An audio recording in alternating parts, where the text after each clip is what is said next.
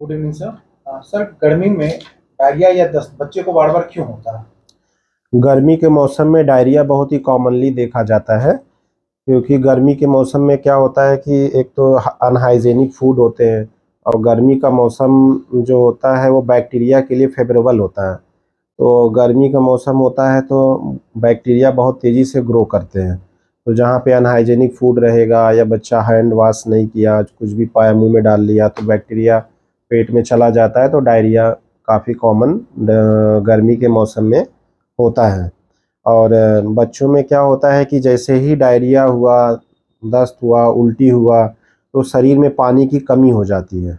और जैसे ही सारे शरीर में पानी की कमी होती है तो बच्चों में देखा जाता है कि सुस्त हो जाते हैं, वीक पड़ने लगते हैं और खाना पीना छोड़ देते हैं। तो सीरियस होने के चांसेस बढ़ जाते हैं बहुत ज़्यादा। तो अगर बच्चे में एक छोटा सा ध्यान रखें, छोटी छोटी चीज़ों को ध्यान रखें, तो बच्चे सीरियस नहीं होंगे और बहुत जल्दी ठीक हो जाएंगे।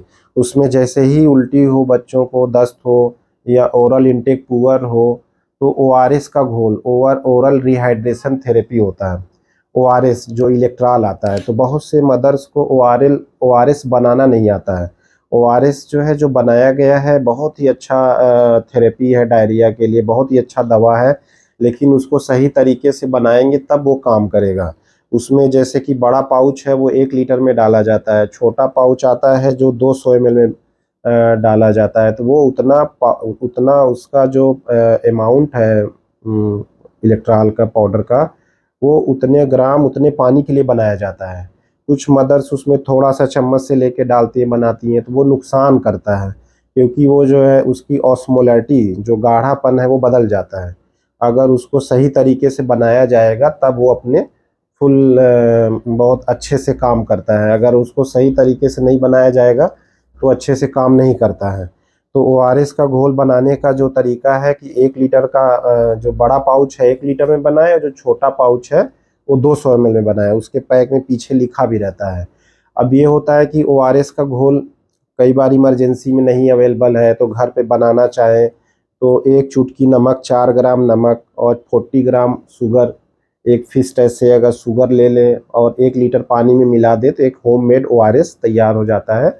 तो बच्चों में जो है जैसे ही उल्टी दस्त हो तो उनको अगर ओआरएस का घोल स्टार्ट कर दिया जाए, ओरल रिहाइड्रेशन थेरेपी स्टार्ट कर दिया जाए, तो शरीर में पानी की कमी नहीं होती, तो वो बच्चे सीरियस नहीं होते हैं। और अपना डॉक्टर से कंसल्ट कर लें, या कई बच्चे तो ओआरएस ही पिला दें, उसी से ठीक हो जाते हैं। तो बच्चे सीरियस नहीं होते। और जैसे ही डिहाइड्रेशन होता है बच्चों का, तो इम्यून सिस्टम और डाउन हो जाता है, तो उसकी वजह से शरीर कमज़ोर पड़ने लगता है, बच्चा सुस्त हो जाता है।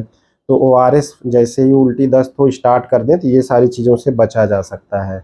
और एक बहुत ही इम्पॉर्टेंट सवाल है कि मदर्स को पता नहीं है कि और हम क्या-क्या चीज़ें दे सकते हैं। एक तो ओआरएस है जो हमें मार्केट में मिलता है, इलेक्ट्रॉल का घोल हुआ, वेलाइट हुआ। और दूसरा, हम घर में भी चीज़ें, कई सारी चीज़ें होती हैं जो हम दे सकते हैं, ओआरएस की तरह काम करता है। जैसे कि दाल का पानी हुआ, चावल का माड़ हुआ, लेमन वाटर हुआ, तो ये सब भी चीज़ें, लस्सी हुआ, कोकोनट वाटर हुआ, तो ये सब भी दे सकते हैं। कई बच्चे होता है कि ओआरएस नहीं पीते हैं, टेस्ट नहीं पसंद आता है, तो उन बच्चों में हम लस्सी, कोकोनट वाटर, दाल का पानी, चावल का माड़, लेमन वाटर, ये सब भी हम लोग दे सकते हैं, जो कि oral rehydration, homemade oral rehydration therapy में आता है। और क्या-क्या हमें नहीं देना चाहिए, बहुत सी मदर्स गलती कर देती हैं, जूस पिला देती हैं।